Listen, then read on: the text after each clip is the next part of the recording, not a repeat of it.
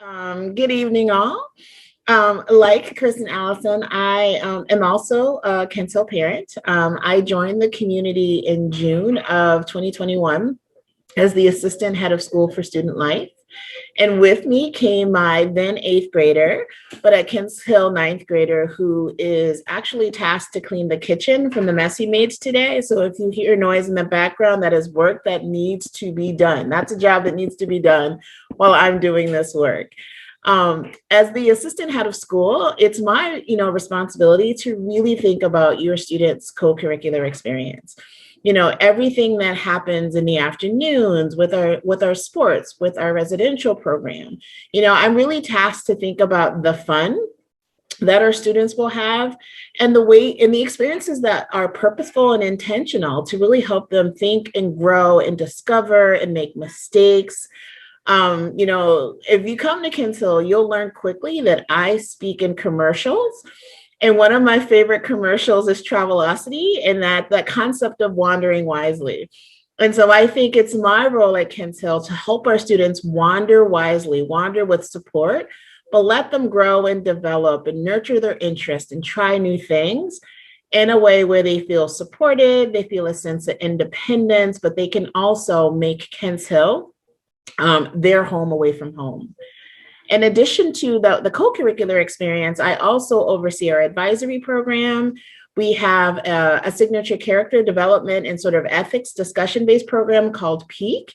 And I support our diversity, equity, and inclusion programming on campus so that all of our students will feel seen and heard and supported in a way that they can talk about Kinsale as a place where they belong, but also a space where they learn how to help other students feel like they belong as well. So I love what I do and I could talk forever. So I'm gonna make myself stop in this moment and would look forward to any questions that you all may have about our programs. Great, thank you, Chris and Renee. If you guys wanna start entering your questions into the chat, that would be wonderful. Renee, I'm gonna point the first question to you that's in our chat. And it's about sort of how does the rooming process happen? When do students start that process? So the rooming process will happen probably closer to the summer, more so around May and June, as we have more of our students admitted and we're able to sort of come together, look at information, and really make the best pairings that we can among the students that are coming in. And so in the spring, you will receive a getting to know you sheet. Right now, we are revising that form, but it's an opportunity for your students to tell us about their real selves and not necessarily just their ideal self. So temperature in the room, when they wake up in the morning, how clean they are, but also what are they interested in? What are they looking for in a roommate experience? How do they navigate conflict? Like those are things that we're gonna wanna know about our students so that we can use that information to make the best possible pairing that we can. I think that there's a little magic that comes with roommate assignments and housing, but I think it works because it's a great balance of challenge in terms of learning to live with someone who's different than you, who may have experienced the world in a different way, but also support, and that they're all Kinsale students and they're navigating this experience together. And they're in this space where we're going to make them do those silly activities to get to know each other so that we can really build strong communities. Great, thank you, Renee. I'm going to stay with you for a moment. The next question is around schedules. For students, when does that process begin to happen? Similarly, I want to say later in the spring, after we go through our sort of scheduling process and course selection for our returning students, we will reach out to you all to think about your schedules for next year. As I say that, I don't want you to get the sense that you're going to get what's left over. We're very intentional and purposeful about thinking about who's coming into our class, whether you're a ninth grader or a sort of senior joining us for the first time. And we want to make sure that we have ample classes that are available, but we get our returning students situated, and then our Dean of Academics will reach out to you and or our Assistant Dean of Academics, and we'll talk to you about selecting those courses. An important part of that process is getting information from you all, your transcripts and the courses that your students have taken thus far. And so we want to make sure that we are building on the academic success that you've had thus far, and then using that information to make those classroom selections. And so, in some ways, we got to wait till your schools give us your transcripts and we get those final grades from you all before we can fill our classes. So that's one of those fun summer activities that we will do with our students. But I will say that our students absolutely have opportunity to wander. I'm going to play with this wandering wisely kind of theme, to wander our classes and to wander our course guides and choose classes that are of interest to them, and opportunities for them to grow and think critically. Great, thank you. Rene or Chris, you can both jump into this because you both had experience. For international students, how do they spend the holidays? What are their options? And can you give experiences of past experiences? I think I can start by saying that there are a range of opportunities and programs that we have for international students.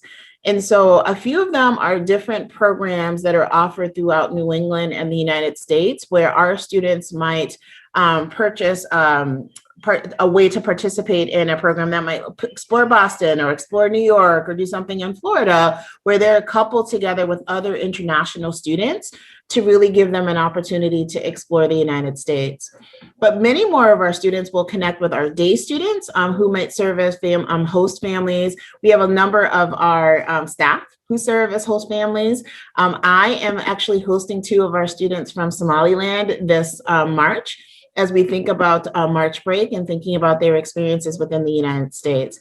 And so I will say that most of our international students who choose not to travel home will often stay locally within our community with someone that we know and have vetted and trust in terms of that break. And then we do small excursions and experiences with them in that way. Yeah, I would just add one of the programs that I think is really cool that Kent Hill does that's open to all of our students. It's not the entire March break, but we have a service learning trip that partners with the Reedfield United Methodist Church, and they've been going to New Orleans, the greater New Orleans area, since Hurricane Katrina, which is longer than probably some of our students have been alive. And every year they go down and there's a core group of probably 4 to 6 faculty that have done most of the trips and go. And it's very reasonable, and it's a trip to learn new skills and learn how to build things and to really help people and learn about themselves. Our students can then learn about themselves through helping others. And so trying to have offerings like that as well for students during the holidays is also, or the times when we're away. We have 3, so the Thanksgiving in November, the winter break between, in late December, and the March break are the 3 where we do close our dorms. Where, as I said before, we are excited to be looking past COVID, and hopefully next year some of those things with travel and other opportunities, will look a little more normal than they have the past 2 years. Great, thank you both. I'll take the next question. The next question was around, is there fundraising programs or sports booster programs for grades? We don't currently have specific fundraisers for different grades or different sports. Chris, would you like to elaborate any further on that one? Yeah, so every year, so our classes do small fundraising events, that are for them, that eventually culminate in their kind of senior experience. But those are on the smaller side. Every year we have our annual fund is called the Kent Hill Fund. And that helps to defer the cost of students' education and contributes to the operating of the school. We do have some designations within that people can give if they prefer to give toward athletics or academics or a specific kind of programming. But we try to keep things as unrestricted as possible, just so that we can use the funds, we can maximize the funds to help all of our students. So we don't have any specific booster clubs. We kind of, as our athletic director has said, we kind of think of ourselves as one pack, and try to really be, one group and make sure that all the teams get the help they need, not just one particular team or class. Great, thank you. Rene, can you talk about formal dances for students? Yes, as a person who had to chaperone a formal dance this year, I can say that we do have them. We have a winter or fall formal that occurred in, I want to say late October, and then we will be having a prom coming up in April. And so our students will have opportunities to put on their Sunday best and to dance and have fun and sort of, de-stress as a community. I'm surprised that as a person coming to a boarding school for the first time, while I expected students to really not want to dress up and really wanted to push back on our dress code that we have. But I was pleasantly surprised to see that our students actually like to dress up. And so we have a formal day once a week where our students can wear what we would call business casual attire. Where they can get used to thinking about clothing as an expression of who they are, and to be able to be comfortable in different forms of dress throughout the year. But we do have socials. We most likely have them, most often have them on campus. We have an amazing facility. And so we use our Alpine Center as that space where you literally are having this amazing experience. And then you look out over to where our ski slope would be. And it's just beautiful. I'm not a winter person. I'm not a snow person. I'm still trying to wake up and figure out how I got to Maine. But I have to say that some of our views are breathtaking. And the dance was one of those moments that really convinced me that this is a beautiful campus. Great. Thank you, Rene. So we got a question, Rene. I'm going to point this one back at you. When you say mistakes, what do you mean by that? Sure. I think that's a broad question, but we are navigating with teenagers who may not always make their best decisions. And so whether it's a mistake because they overslept for class, or a mistake in that they underestimated how to study something, or they might have said something inappropriate in a class or something that was deemed offensive, or they might have broken a rule. Right. I think that it's important for us to recognize that they are adolescents, and making a mistake is a part of that growth process. And so instead of trying to develop a community that is so strict that our students don't have those opportunities to express themselves and take those low level risks within their community, then I think they're going to rebel. And so I think our program is designed around learning. And that means allowing students to be themselves. And so I've had lots of conversations with students about doing homework. I've had lots of conversations with students about noise and getting things done well. I've had other students that have wanted to explore substances. And so I think whatever that choice is, it's really about allowing them to understand and helping them develop through those choices versus taking a very strict point of view and just telling them that, you can't do this because, but really helping them see their way through and help them understand what needs they're trying to meet, and why they're turning in those directions. Perfect. That was really helpful. Thank you. Okay, the next couple of questions, Rene, I'm going to stick with you, are all about what does move-in look like for international students, for day students, for boarding students. Can you talk a little bit about that? Sure. So we have orientation over a few days that will occur in, I want to say, late August of the year. Our first set of move-in experiences actually happened for our student leaders, who we train to be ambassadors for us at the school and to really be ready to help your students transition into the community. Whether your student is brand new to Kent Hill, or if you're a student who is new to being a 10th grader or 11th grader or a senior, everybody is transitioning into the community in a new role. And so we really are trying to be prepared for that. We do set aside a day for our international students to arrive early. It's one day earlier from other members of the community, but it's an opportunity for them to get here, maybe start to combat some of that jet lag, thinking about the types of shopping that our international students will need to do when they arrive, given what they might be able to bring on campus. And so we dedicate a day to them so that we can get those basic needs met. But we don't want them to be here so early that they're not experiencing what it means to be new with the other students that are coming in. So then we stagger our boarding students that are new coming into the community with our boarding students that are returning into our community.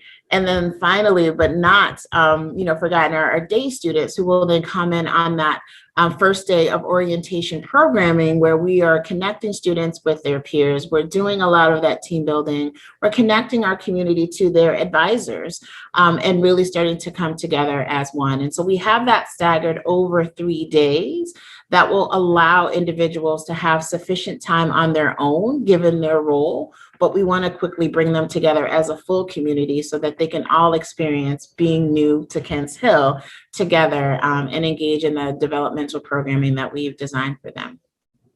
Great, thank you. And one of the other questions was about adults. There are a lot of leaders, administrators, all of our dorm parents. So many of our faculty, 95% of our faculty live right on campus. So they help with the move-in procedure. They help with the orientation in the dorms as well. So they're always present during that time. Chris, the next question is, what can we expect for changes in the school over the next few years? That's a great question. I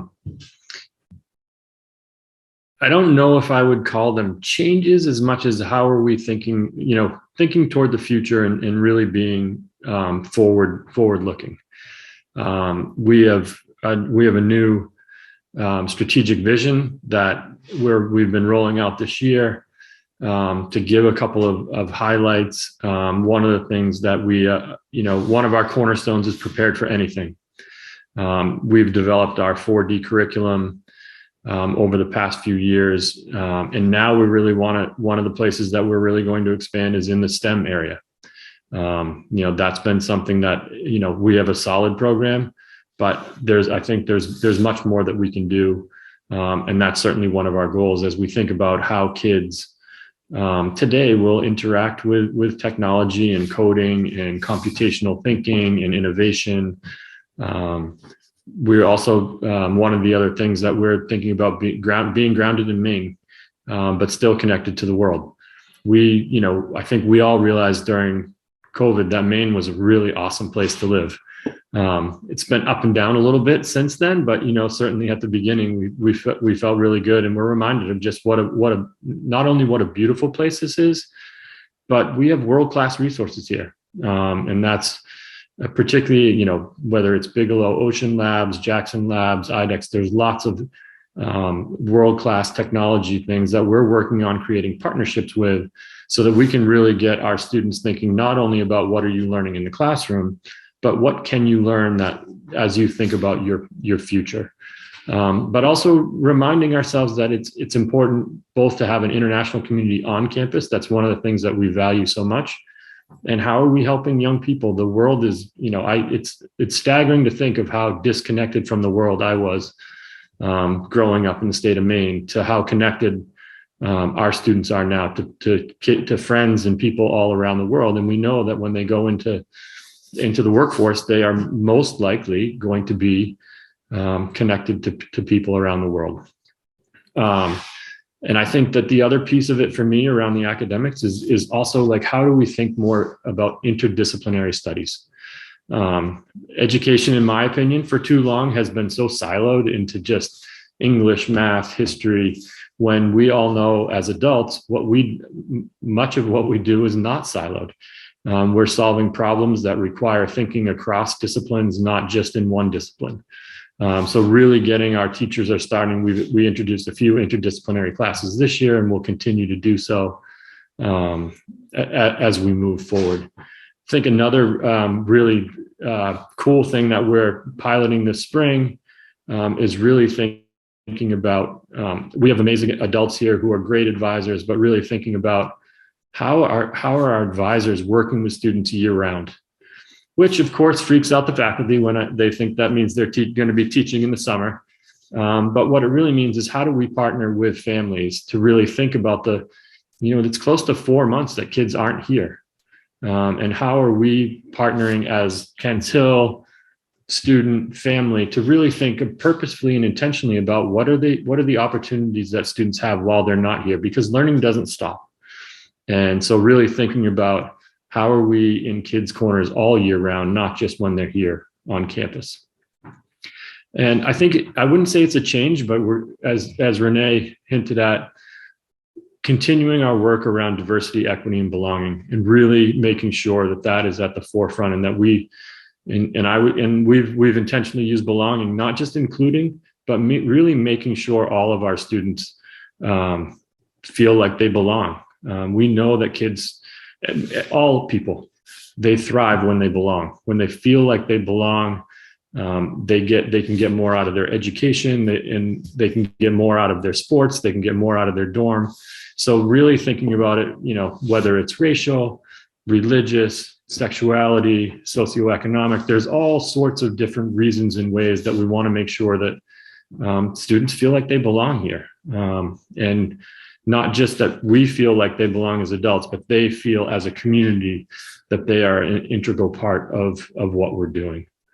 So I think those are the big things. And we're going to turn 200 in 2 years, which is pretty cool. Kents Hill is one of the first co-educational boarding schools in the country. And we've been co-educational from day one. And, that's really important. We're also one of the first schools to have a learning center. And we have a real value of having kids who are cognitively diverse. That's really important. Sorry for my stumbling on that wording.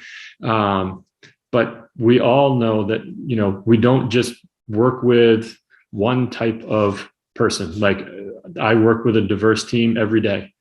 And they're diverse in their thinking, they're diverse in their age, gender, everything. And that's what we need to prepare kids for. They're not just going to be with kids who are just like them. Those jobs are few and far between these days. I'll stop there, but if anyone wants me to elaborate on anything, I will. Great. Thank you, Chris. The next question is whether we offer Latin classes, and we don't currently offer Latin classes, but we do offer independent studies in different courses. So you have to seek approval for our Dean of Academics and go through a process, but that is something that we do as an independent study. So that is an option there. Lots of questions about what to pack and things like that. On our website, we have a resource hub. Up in the upper right-hand corner of the website, you'll see Resource Hub. Go there. It has all the lists about what to pack. It has our student handbook. It has all sorts of great information that will be really helpful as you navigate this process. The next one is, do you take kids on college trips or tours? Renee, do you want to take that one? Sure. And so the answer is yes. And we have a number of students that throughout the year will go on different trips and tours for different colleges locally.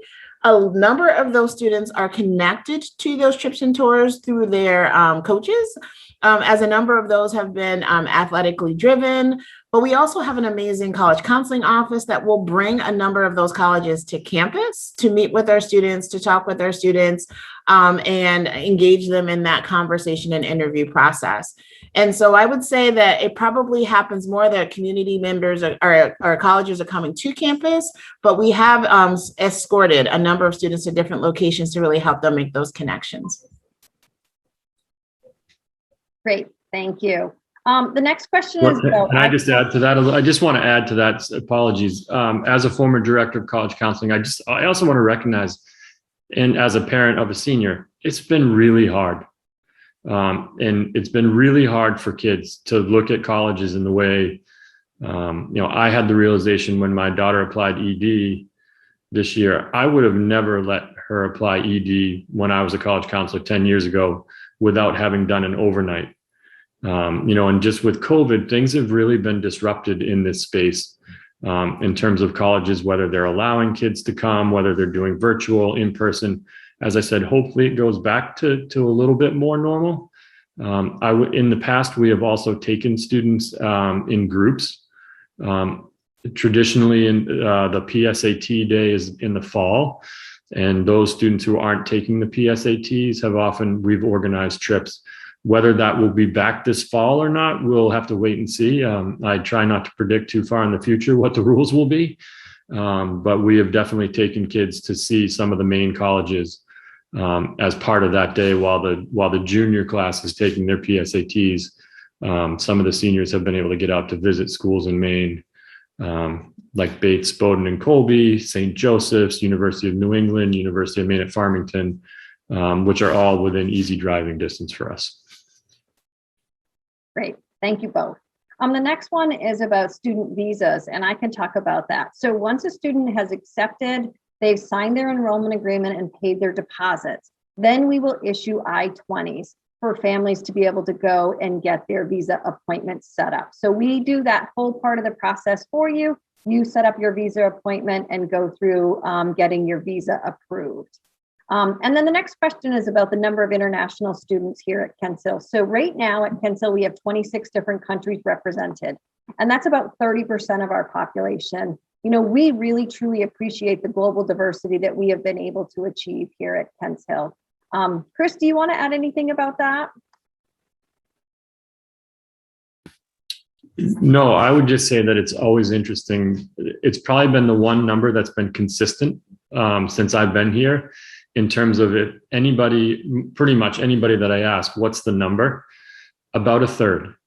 You ask somebody wants more day students, somebody wants more boys, somebody wants more girls.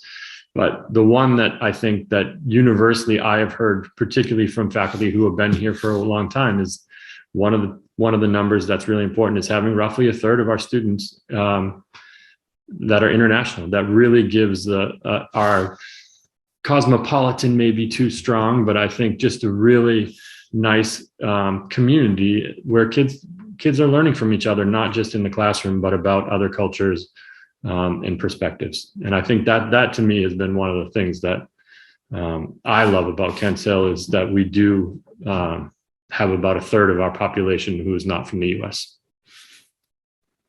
Great, thank you, Chris. Rene, can you talk about what an average weekend looks like for students? Sure. So an average weekend, it's pretty busy. I think about this from an adult who is trying to navigate these experiences. And so an average weekend, we usually have 1 to 2 off-campus trips that is really trying to take advantage of Maine. You know, whether that is taking kids bowling or the movies, or taking them to Sugarloaf or some other sort of range. You know, they might go hiking. You know, I have a lot of students that just request to go to malls. That is still very popular, despite what my thinking about that when my age, but we really try to provide a range of trips that will just get the students out and moving and grooving. And we are fortunate that even though we have been quite cautious around COVID, we've still been able to do these types of trips on campus. But then we also have programming that happens on campus, whether it's something that's happening in our Alfond athletics facility, or we are doing something in our student center, whether it's a movie night, or if we are doing some sort of contest. Last night, as a part of the programming for some of our Black students, I challenged them to some spades, right? We were playing cards in the student center. So I think we really try to get a sense of the students' interest and then program around those interests. But we also put in experiences that they may not think that they want to have. And so we have a number of faculty members who really thrive in nature. And so taking them snowshoeing, right? You know, taking them out into the woods and really identifying different plants, you know, recycling or some community service. We really try to pepper in a range of activities that are available for our students. And then we always have those students that are just too cool for school and they don't want to do anything but hang out. And so we make sure that our spaces are open for those students to hang out with each other and just have fun and be in community. Great, thank you. There is so many activities going on this weekend. It's just amazing fun to look at what the activities, so Boston trips, tubing, mall trips, trips to the marketplace, trip to the movies, a Super Bowl party that happened, watching the Olympics. So lots of activities for our students to come together. Chris, this one's for you. Can you talk about how you weave together day and boarding students to create the community? Sure. I think that, you know, again, this was a little bit trickier during COVID. But my experience, one of the things that I really love about Kents Hill School is that, and I think it has partly because of our size, I find a lot less division than other schools that I've worked at, in that kids have friends who are day students, they have friends who are boarding students, they have ninth grade friends, they have 12th grade friends. I was a little surprised when my ninth grade daughter got here and all of a sudden she's hanging out with juniors and seniors. And I'm like, wait a second, what are you doing? But I do find that because of our size, kids find the other kids that they like to hang out with and that have similar interests and things they want to do. I also would say, and this is not just Kents Hill, but I think I've found that oftentimes the day students want to be boarding students and the boarding students want to be day students. They each have a little bit of, they have some different, day students have a little bit of freedom, particularly the older ones who have their cars that they can drive. And then day students sometimes feel like they miss stuff that happens at night with the boarding students. I think generally our kids find the way that fits them and that they do integrate and mix very well. And weekends are a great time for that, when day students often will spend their whole weekend on campus doing the activities that are with their friends who are boarding students. So I think that's a really good part of it, is that there is, I think even sometimes without us having to pull the strings and make it happen, our kids find ways for it to happen because they do enjoy being with each other. Great, thank you. I would add that as my son didn't live on campus, I don't live on campus. And for every single break, we had an international student staying with us for the break. And so that's a way that our day students have the ability to have the kids in their homes and give them that experience. For my son, it turned out after his sophomore year, he spent 6 weeks in Europe. I pulled my hair out a little bit, but he spent time with all the friends that we had invited to our house. So those relations that they create really last forever.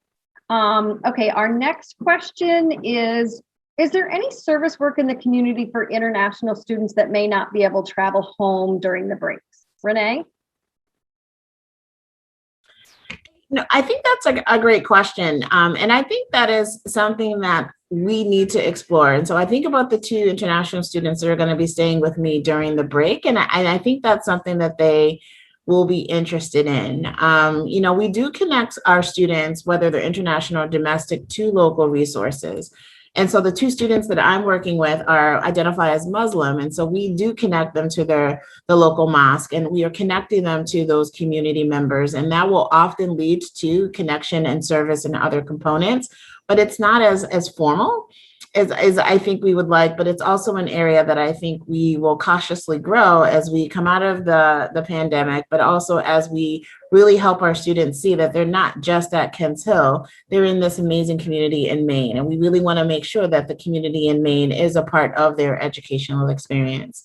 But we do community service as a school with our local community. And so we have 2 specific community service days where we sort of, cancel classes, we cancel our athletics, and we go out in the community and we serve a range of our population. And we're looking to grow our service learning component of our curriculum by providing students connection and resources to be able to follow their passion and pursuit, and to really think about an aspect of the smaller community, but as well as the world that they think that they can fix, right? To really cultivate that interest in our students to be change makers in the world, and allowing them to start that small at the Kents Hill campus, but then to go broader within that community and hopefully broader beyond that. So if that didn't answer your question, I'm happy to sort of dive into that more specifically after. Great, thank you. The next question was about what is our percentage of boarding students and day students? So we're 70% boarding and 30% day. The next question is around, excuse me, thank you. I'm sorry, it's hard to read and do this at the same. 4D curriculum, can you share what that means? Chris, you want to take that one? Sure, sorry, I should have said it when I introduced it, but I was worried I was going to go too long. So 4D curriculum is from Charles Fidel at the Center for Curriculum Redesign at Harvard. And he spoke to our faculty and board probably 3 winters ago. And so the 4 dimensions are knowledge, skills, character, and metacognition. We call it reflection because metacognition is a hard word for kids to wrap their brains around at this stage. So really thinking about how I think traditional education is really about knowledge. And so really making intentional that each class has all four of these components in not just classes, but that's where it starts. So it's not just about how much knowledge, how much do you gain, how much does the teacher give you, but do you develop the skills? As I'm often reminded by my partner, who is an English teacher, writing is taught, not caught. And I think in all of our subject areas, thinking about we need to teach the students not just the knowledge part of it, but the skill part of it. And that so that they have the skills to use the knowledge that they gain. The other part that really resonated with our faculty is character. That's always been an important component of a Kent Hill education, although I would say it wasn't as formalized as we want to make sure you're doing some character work in every single classroom or class course that you teach. And that's been received really well, is getting teachers to really think about how am I also developing the human side, the values and character side of a student. And then it's really important for kids and adults to understand how they learn. And that's the reflection piece, and really thinking about reflecting on what's working, what's not working, how am I growing and developing, what do I need to work on. And so that's a high level of the four components. I will say that it's been pretty cool as a head of school to watch the teachers over the last few years really develop this from for anybody who's ever been associated with independent schools. The faculty often puts independent as their key word in that. And to watch all of them embrace this idea that we're all going to do this. And I'm not just going to do it my way, but I'm going to, they all turn their syllabi in the summer to have it reviewed to make sure that all four of these components are in each of their courses. And that's been I think that's really been great for our kids, but also for our faculty as they think about not just what they're teaching, but how they're teaching. Great, thank you, Chris. The next question is, when does school start? So school starts the last week in August. And again, like Rene said, our international students will be the first to arrive on campus. And then the next question was about breaks. Do we close on breaks? So we do close. There's 3 breaks that Kent Hill closes for. So we close for Thanksgiving break. Many of our international students will do a homestay with a day student or another another student that they met on campus. And we help to arrange that. We also close at the Christmas break and then for the March break. So those 3 breaks, campus is closed. Other than that, campus is open. So we have long weekends and other activities or shorter breaks, but campus is always open. And I will say campus is pretty vibrant during those long weekends. There's often activities that are going on. So many of our students stay on break for those shorter little holidays. Rene, do you want to add anything there? No, I think you have that. I also, I think this notion of closed, I think is really interesting. And I think it connects to what Chris has said, is that even though our residence halls may be empty, the connections that we have to our students it doesn't end. Some of the work that our students is doing doesn't end. And so we might think about something special for December break. We might think about something special for March break that would allow our student to learn differently, right? And so we think about these spaces as additional opportunities for our students to engage. And so a couple of our students may be doing an internship over the March break as an opportunity to really test out what they have sort of learned about themselves within the Kent Hill community, and that they get the opportunity to actually do that. And that's an area that we want to grow and expand. And so I think the notion of break, I think we need to redefine, but it's really a space where our students are learning and doing and being with family, right? And our families locally as well as abroad. Great, thank you. The next question is about our boy to girl ratio. So we're about 58% boys, 42% girls. We were closer to 50-50, and those are my goals, is to get us as close to 50-50 as we can be. But that's really unusual in the boarding school world. It usually is a little more boys than girls. So we're on average with our peer schools with that. The next question was around when students are here on campus, what should they expect for to have for funds on campus? Who wants to, Renee? Okay. Wait, can you repeat the question? Funds like money? Yes. Oh, okay. So what's nice about Kent Hill is that many of the weekend activities that we mentioned before, a number of those are included in the tuition, and it's part of the student experience. And so I find that most of the students will spend money on their books at the very beginning of the year. They spend money on laundry, and some of them don't spend enough money on laundry, and we work with them on that weekly to get their rooms clean. And then it's around snacks and hanging out. What are some of the niceties and the resources that they need to get their personal needs met? And so I know some students that will spend up to $50 a week. I know some students that will spend $50 a month.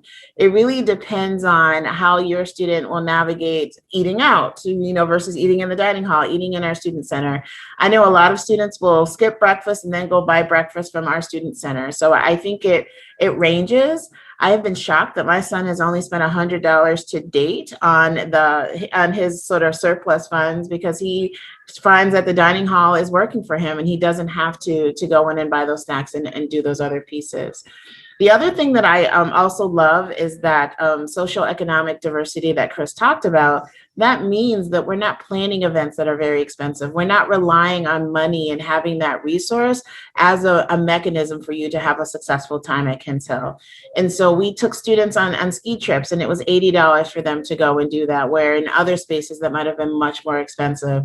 So we really tried to be conscious about the financial range of students that we have on campus. And we want to make sure that the financial resources does not determine your level of engagement or how much fun you have at Kent Hill. Chris, I'm going to point the next one to you because it's been a long time since I had a student myself. So one of the questions is, what could you plan for per year or per semester for the cost of books? All right, that's a good question. I want to say it's been a couple $100. So the younger students, it tends to be a little bit less. And then it's more like the AP students, particularly if you get into, the higher level courses, those books tend to be more expensive. So I would say my younger daughter, it was probably between 100 and 200 total. And my older daughter was probably more like 300 plus for the year, not for the semester. I'd say that's about where it ends up. And then, and I would echo what Renee said, and I do not let my partner see what my children buy from the student center, but barbecue chicken wraps in Snapple are very popular with one of my daughters. So again, I think the other daughter doesn't, it just depends on each kid and partly, and a lot of it I think is around food. After you pay for like the books and the testing or any of those kind of costs, then it's really about, are they ordering stuff from Target to get picked up, or are they, because they want snacks in their room, are they buying stuff at the student center? That tends to be most of the, it's mostly around comfort food. Great, thank you. I will let everybody know that we use a My Kid spending system on campus. So parents will fund that account and kids will have a card that's their ID card. It has their picture on it, but it's connected to a My Kid spending account where once it's put in the students, it's like a debit account. That way they don't need to carry cash on campus. It's not something that they need to think about. So that works really well for our students. We've been doing that for a number of years. All right. It looks like that's all of our questions in the chat. I'll wait another minute or two to see if anybody else wants to add anything. Yeah, I just wanted to add as well back to that. We also really do our best to help kids who need books and can't really afford them. We do have used books and we try to pass them down so to make sure that and if not, then we also have some funds to help students who have a hard time affording the books on top of what they've already paid. So we want to make sure that that's, in whatever we do, we're not creating barriers through cost, so that our kids are having, they're all having great experiences at Kents Hill, regardless of the socioeconomic background they come from. Great, thank you, Chris. The next question is dormitory singles or doubles. So most all of our students have one roommate. So we're set up as doubles here at Kents Hill. Chris, Renee, could you talk about technology in dorm rooms, i.e. phones, laptops? Are they put away in a safe place overnight? How does that work? So yes and no. So we really strive for our students to be independent and learn how to navigate technology as a part of their lived experience. However, we work with some parents for some students that might have some struggles with that, in navigating some of those mistakes. And so we have made special arrangements with students to collect phones, to collect laptops, and to lock them up until the next morning or until the next afternoon for those students that might need some support.